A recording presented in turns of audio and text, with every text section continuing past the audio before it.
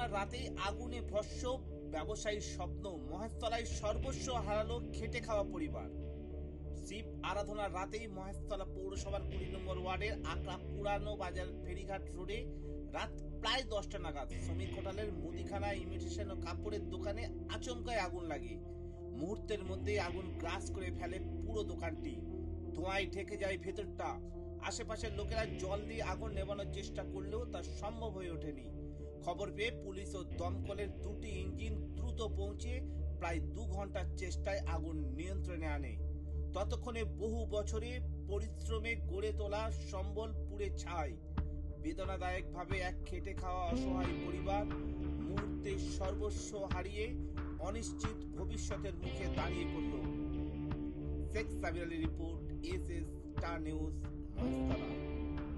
এখানে আমি শুয়েছিলাম, দেখলাম আলোর কারেন্টটা বন্ধ হয়ে গেল। বন্ধ হয়ে যাওয়ার পরে বাইরে এসে দেখলাম যে মানে ফুলকি উঠছে। ফুলকি ওঠার পরে বাইরে এসে দেখলাম দারুণ আগুন জ্বলছে। তারপরে আমরা সব বালতি নিয়ে গিয়ে জল আগুনটা নেভাবার চেষ্টা করলাম। অনেকটা নিয়ন্ত্রণে এসে গেছে। তারপরে ফায়ার ব্রিগেড এসেছে, এসে আগুনটা নেওয়া